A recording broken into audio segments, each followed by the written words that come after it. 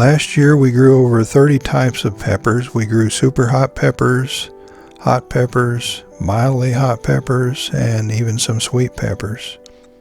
But there were 5 hot peppers that stood out for both their productivity and their taste. Lots of hot peppers are hot without much flavor, but these peppers are different. They all have a burst of intense flavor before the heat sets in. I was really quite surprised with all of them. The first on the list is the Brazilian Starfish. Because of its unique shape, it's somewhat ornamental, but it's also a great tasting pepper. When I tasted it, the first thing I noticed was the sweetness. You get an instant hit of sweetness, and it's somewhat fruity tasting. This one comes in about 10,000 to 30,000 on the Scoville heat unit scale, but the ones I sampled I think were on the low end of that range, maybe around 10,000. Of the 5 peppers on this list, I would call this one the mildest one, and it started off slow but ended up getting almost 5 feet tall. That's why I put it in this cage, because I could tell early on that it was going to be a sprawling type of pepper if I didn't give it support. This one was a very productive pepper, and it was still producing peppers when we had our first frost. The next pepper on the list is Sugar Rush Peach. This one is a very productive pepper also, and as you can see here, the limbs are just loaded with peppers. It starts out upright, but eventually, because of the weight of the fruit, it will lay down if you don't provide support. You'll first notice the peppers will set on near the base of the plant and then work their way up the stems, and eventually the stems will just be loaded with peppers.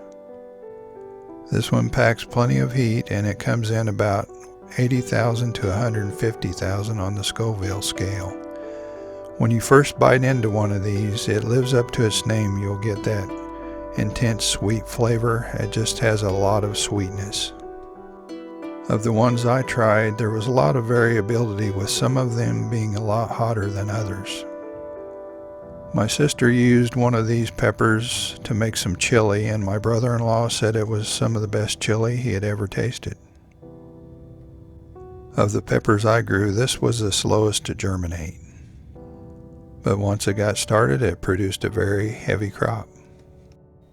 This pepper is the Aji Mango, and it comes in 2 versions, a longer version and this shorter, stumpy version. In our garden, this grew to about 3 to 4 feet high and about 3 to 4 feet wide, and it was just loaded with peppers. This one comes in at about 30 to 50,000 on the Scoville scale, and it has a sweet, fruity taste, and I guess it could be considered somewhat like mango. I think this would be an interesting pepper to use in salsa. The Aji Pineapple has a growth habit that is very much like the Aji Mango, and it tops out about 4 feet tall and spreads about 4 feet wide. The first time I tasted an Aji pineapple pepper, I was surprised that it actually did taste like pineapple to me, and the first one I tried was very mild.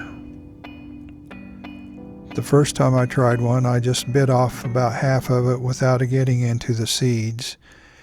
And the second time I tried one, I actually got into the seeds, and to me, it was just as hot as a Sugar Rush Peach.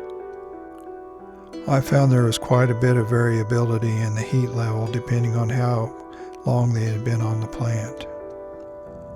Like the other peppers on this list, it's very productive. Just one of these plants was plenty for our needs.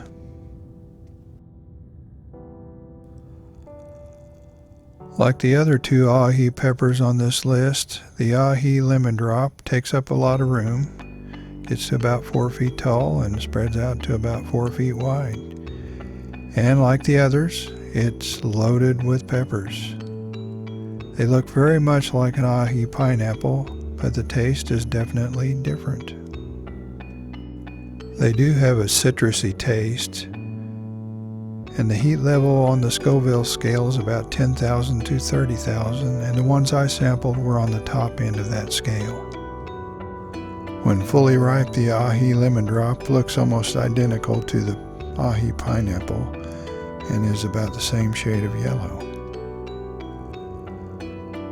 Here's a look at one day's harvest of some of the peppers on this list and some of the other peppers that we grew last year. If you haven't subscribed yet, I'd encourage you to subscribe. That way you can follow along and see what we grow next.